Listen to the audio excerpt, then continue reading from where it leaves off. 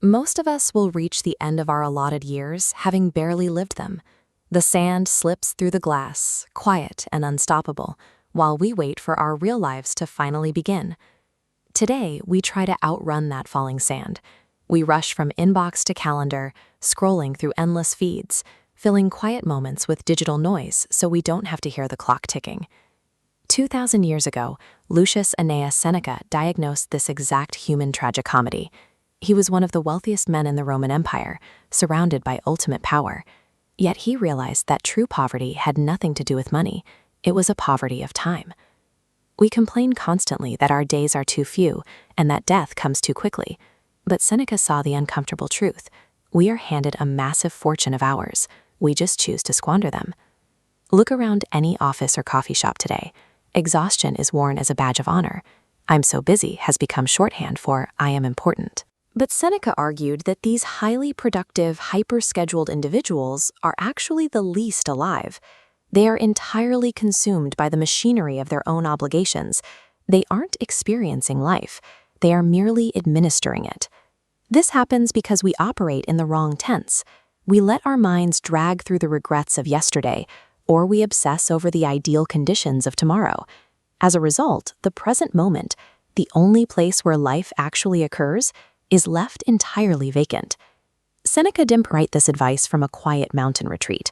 He formulated it while serving as the chief advisor to the teenage emperor Nero. He navigated the most chaotic, high-stakes political environment on Earth and still insisted on carving out a deliberate existence. He knew that if you spend your entire existence perpetually preparing for one day when work slows down, one day when you finally have enough money, you guarantee that you will miss the only life you actually possess, today. The present moment doesn't just slip away by accident. It is actively stolen by our own daily habits. The first of these thieves is our ambition. Ambition tricks us into a state of perpetual postponement. We tell ourselves we will finally relax and enjoy our families once we get the promotion, once the project ships, once a target net worth hits. But the finish line keeps moving, and the sacrifice of today becomes permanent. The second thief is distraction. Ancient Rome was the epicenter of public amusements: chariot races, the baths, the endless cycle of political gossip. Our modern escape mechanisms are far more precise. Technology platforms employ thousands of behavioral psychologists to engineer an attention economy. Their entire business model relies on harvesting the exact resource Seneca begged us to protect. Every notification you react to, every infinite scroll you fall into, consumes precious hours of your life. And those hours are permanently subtracted from a finite biological total you can never check the balance of. Whether you are climbing an endless corporate ladder or swiping through a smartphone feed, the theft is identical. Both replace conscious, intentional living with a passive, numbing engagement. But the third thief is the most insidious of all, because it relies entirely on our willingness to surrender. We give our hours away to other people's demands. We lock our doors, install security systems, and carefully calculate our investments. If a stranger demanded your wallet, you refuse. Yet when someone asks for an hour of your day, you hand it over without hesitation, without any apparent awareness of what you are losing. The economic reality of time is brutal. A bad investment can be recouped. A lost $100 can be earned back. But an hour surrendered to a pointless meeting or a resentful obligation is gone forever. Outsourcing the control of your schedule to the priorities of strangers is the ultimate failure of life management. You become a supporting character in an existence that was supposed to be yours. The Stoic cure for a wasted life is a concept called odium. It translates roughly to philosophical leisure, a fierce, uncompromising protection of your time for deep reflection and study. Seneca offered a radical perspective on how to use this time.